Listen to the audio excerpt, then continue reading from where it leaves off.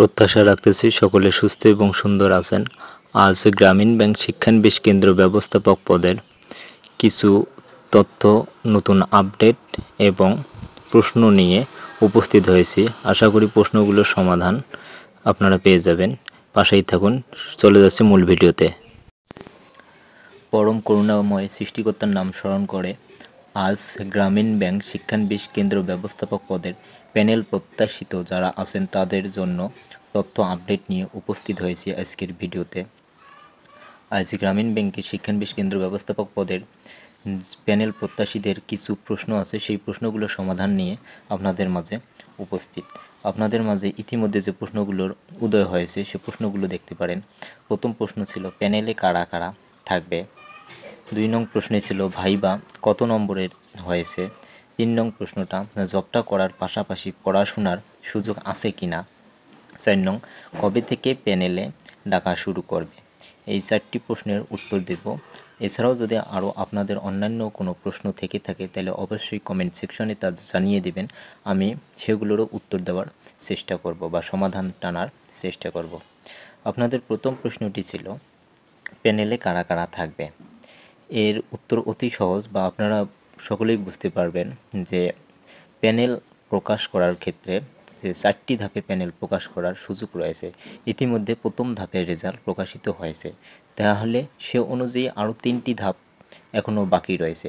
এই 3টি ধাপে কারা এই প্যানেলে থাকবে সেই সম্পর্কিত তথ্যটি জানাচ্ছি।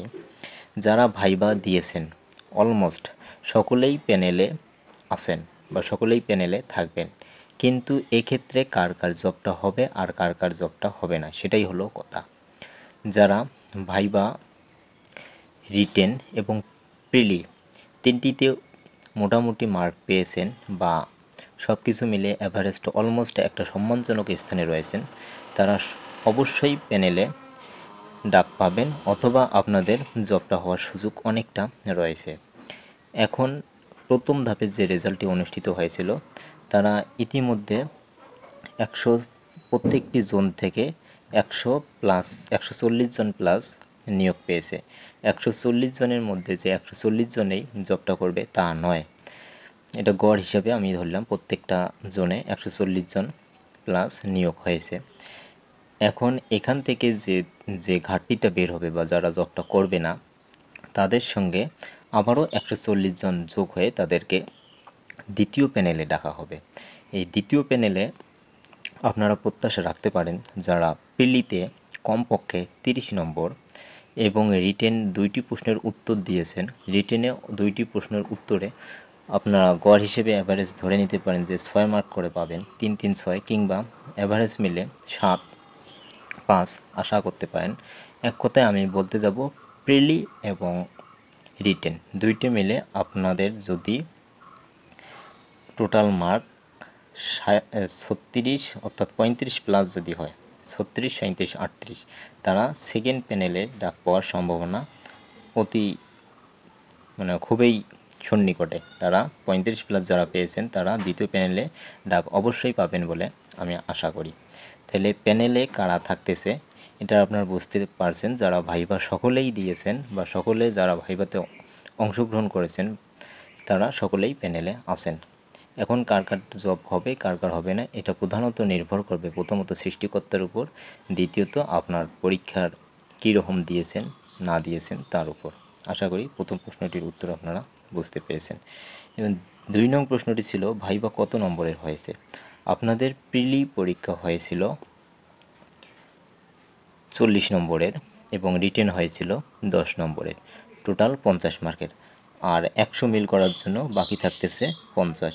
এই 50 নম্বর আপনাদের ভাইবা, এই 50 নম্বর ভাইবা হয়েছে।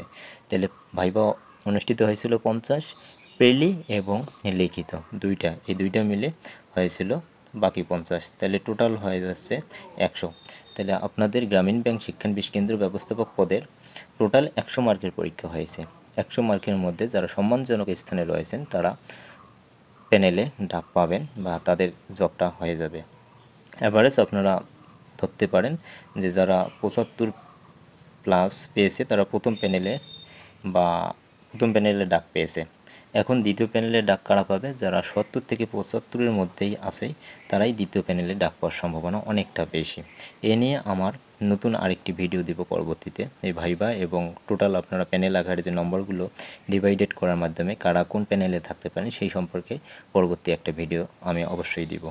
তাহলে আপনারা ভাইবা কত নম্বরে হয়েছে এটা আশা করি বুঝতে পেরেছেন। ভাইবা 50 নম্বরের অনুষ্ঠিত হয়েছে, আর প্রিলি এবং লিখিত দুইটা মিলে 50, টোটাল 100 মার্কের আপনাদের পরীক্ষা অনুষ্ঠিত হয়েছে। এবার পরবর্তী প্রশ্নতে যাব। 3 নং প্রশ্নটা ছিল জবটা করার পাশাপাশি পড়াশোনার সুযোগ আছে কিনা। এটি খুবই একটি গুরুত্বপূর্ণ প্রশ্ন এবং এই প্রশ্নটা ম্যাক্সিমাম অনেকেই করতেছে, কারণ সকলের প্রত্যাশা থাকে একটা সরকারি জব করার বা সরকারি জবের প্রত্যাশা প্রত্যেকটা স্টুডেন্টের বা শিক্ষার্থীর রয়েছে বলে আমি মনে করি, কারণ প্রথম স্বপ্ন তাদের একটা সরকারি জব। এই জবটি গ্রামীণ ব্যাংকের যে জবটি এটি যদিও সরকারি নয়, তবে অনেক সুযোগ সুবিধা রয়েছে।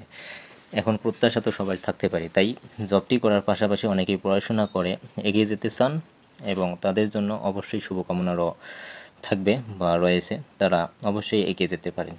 এখন পড়াশোনা করতে পারবেন কি না, এই প্রশ্নের উত্তর আপনার নিজেরাই এর উত্তর বা সমাধান করতে পারবেন। আপনারা জানেন যে গ্রামীণ ব্যাংক শিক্ষানবিশ কেন্দ্র ব্যবস্থাপক পদের প্রধান কাজটি হলো যে যারা অর্থাৎ কিস্তি আদায় করা, এক কথায় যদি বাংলা কথায় বলতে যাই কিস্তি আদায় করা, অর্থাৎ যারা লোন নিয়েছে তাদের কাছ থেকে আপনারা ধাপে ধাপে বা ক্রমান্বয়ে কিস্তি নিয়ে তাদের কাছ থেকে টাকা আদায় করে নেবেন। এই টাকা আদায়ের কাজটা আপনি একজনকে টাকা দিলেন এবং তার কাছ থেকে যে আপনার টাকাটা তুলে নেবেন, দেওয়া যতটা সহজ তুলে নেওয়া কিন্তু ততটা সহজ নয়। তাই তুলে নিতে গেলে আপনাকে অবশ্যই পরিশ্রম করতে হবে, কষ্ট করতে হবে, পাশাপাশি অন্যান্য কাজও আপনাদের অফিসিয়াল কাজ থাকতেই পারে। এখন এই কাজগুলো করার পাশাপাশি আপনারা পড়াশোনা করতে পাবেন কি না, যদি আপনাদের ইচ্ছা থাকে তাহলে অবশ্যই আপনারা সময় বের করে পড়াশোনা করতে পারবেন, তবে অনেক ডিফিকাল্ট। কেন ডিফিকাল্ট? কারণ এই কাজগুলো করতে গেলে আপনাকে সকাল 8টার মধ্যে বের হইতে হবে, আর অফিস থেকে আপনি যত তাড়াতাড়ি কাজ শেষ করে আসতে পারবেন সেটা আপনার পক্ষে ভালো।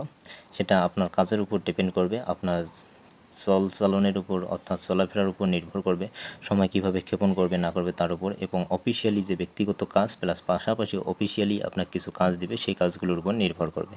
অলমোস্ট ধরেন যে আপনি সকাল 8টায় গেলেন বা রাত 8টার মধ্যে ফেরত আসলেন, মাঝখানে তো আপনার লাঞ্চ ব্রেক থাকতেছে।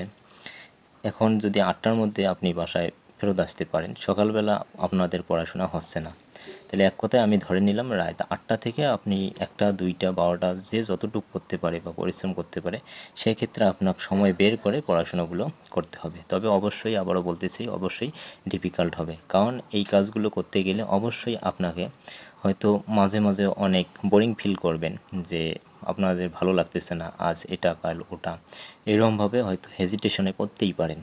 তাই পড়াশোনা করাটা অনেক ডিফিকাল্ট হবে। তবে যদি কেউ ইচ্ছা করে যে না আমি আমার লক্ষ্য থেকে বিচ্যুতি ঘটাবো না, আমি আমার লক্ষ্য পূরণ করব, তারা অবশ্যই পড়াশোনা করতে পারবেন। তবে অনেক কঠিন হবে বা কষ্ট হবে, আর ভালো কিছু পেতে গেলে একটু তো কষ্ট করতেই হবে। আশা করি এই প্রশ্নটার উত্তর আপনারা পেয়েছেন। এখন পরের প্রশ্নে যাচ্ছি। 4 নং প্রশ্নটি ছিল যে কবে থেকে প্যানেলে ডাকা শুরু করবে। আপনারা জানেন যে আপনাদের যে ঈদুল আজহা এটি ঈদ অনুষ্ঠিত হবে আর মাত্র কয়েকটা দিন বাকি রয়েছে, তাই ঈদের আগে আগে প্যানেলে ডাকার কোনো সুযোগ নেই। তাই প্রত্যাশা রাখতেই পারি যে ঈদের পর অবশ্যই আমাদের দ্বিতীয় প্যানেলের রেজাল্টগুলো প্রকাশ করতে পারে। এই বছরে 2025 সালের মধ্যেই প্যানেলের যে 4টি ধাপ রয়েছে, প্রথম ধাপ তো হয়ে গেছে, আর 3টি ধাপ, অবশ্যই এই 3টি ধাপ 2025 সালের মধ্যেই কর্তৃপক্ষ, গ্রামীণ ব্যাংক কর্তৃপক্ষ এটি শেষ করবে। তাই প্রত্যাশা রাখতে পারি যে আপনাদের জুনের শেষের দিকে দ্বিতীয় প্যানেল ডাকার সম্ভাবনা অনেকটা বেশি রয়েছে, জুনের শেষের দিকে, অথবা আমরা বলতে পারি তৃতীয় সপ্তাহ থেকে চতুর্থ সপ্তাহের মধ্যে আপনাদের প্যানেলের দ্বিতীয় ধাপের ডাক অবশ্যই আসতে পারে। এরপর তৃতীয় ধাপ, চতুর্থ ধাপ, এই ধাপগুলো ক্রমান্বয়ে সর্বোচ্চ যদি দেরি করা হয় তবে 90 দিন কিংবা 3 মাস, আমরা বলতে পারি 90 দিন কিংবা 3 মাস এইটুক সময়ে দেরি হতে পারে। তাছাড়া আরেকটু নির্ভর করবে দেশের পরিস্থিতির উপর। আপনারা জানেন বর্তমান দেশের সার্বিক পরিস্থিতি তেমন একটা ভালো নয়, তাই প্রত্যাশা করতেছি যে এই 90 দিনের মধ্যে বা 3 মাসের মধ্যেই আপনাদের প্যানেলগুলো প্রকাশিত করতে পারে, বা প্যানেলের যে ধাপগুলো রয়েছে সেই ধাপগুলো ডাকা তারা শেষ করবে। এবং আমি যতটুকু জানতে পেরেছি বা জেনেছি, 2026 সালের যে নিয়োগপত্র আসবে সেই নিয়োগপত্র এই বছরের শেষের দিকে কিংবা 26 সালের প্রথম দিকে, অর্থাৎ জানুয়ারি ফেব্রুয়ারি মাসের মধ্যে আপনারা নতুন সার্কুলার পাবেন। অনেকেই বলতেছে যে এই 3 বছর নাকি নতুন কোনো সার্কুলার প্রকাশ করবে না, এখান থেকেই নেবে। আমি এখন পর্যন্ত এরকম কোনো তথ্য বা আপডেট পাইনি যে 3 বছর তারা নিয়োগ নেবে না বা নতুন সার্কুলার প্রকাশ করবে না, এমন কোনো আমি আপডেট পাইনি। যদি পাই অবশ্যই আপনাদেরকে জানাবো। তবে তারা 2026 সালে নিয়োগ নতুন সার্কুলার প্রকাশ করার আগেই, অর্থাৎ 90 দিনের মধ্যে আপনাদের প্যানেল আকারের ডাকাগুলো তারা শেষ করবে। তাই প্রত্যাশা রাখতে পারি যে দ্বিতীয় প্যানেলে ডাকা শুরু হবে, প্রত্যাশা রাখতে পারি সেটা জুন মাসের শেষের দিকে বা তৃতীয় চতুর্থ সপ্তাহের মধ্যে। আশা করতে পারি আপনারা বুঝতে পেরেছেন। পরিশেষে আপনাদের একটাই বলবো, যারা আমাকে ভালোবাসেন, আমার কথাগুলো ভালো লাগে, তারা চ্যানেলটিতে লাইক কমেন্ট শেয়ার করবেন এবং অবশ্যই সাবস্ক্রাইব করবেন। এবং যারা আমাকে পছন্দ করেন না বা কথাগুলো আপনাদের ভালো লাগে না, তারা দয়া করে এই ভিডিওটি না দেখে আপনারা অ্যাভয়েড করে চলে যেতে পারেন, আজে বাজে কমেন্ট না করে। আশা রাখতেছি বুঝতে পেরেছেন। সকলকে অসংখ্য ধন্যবাদ জানিয়ে আজকের ভিডিওটি এখানে শেষ করতেছি। ভালো থাকবেন, সুস্থ থাকবেন।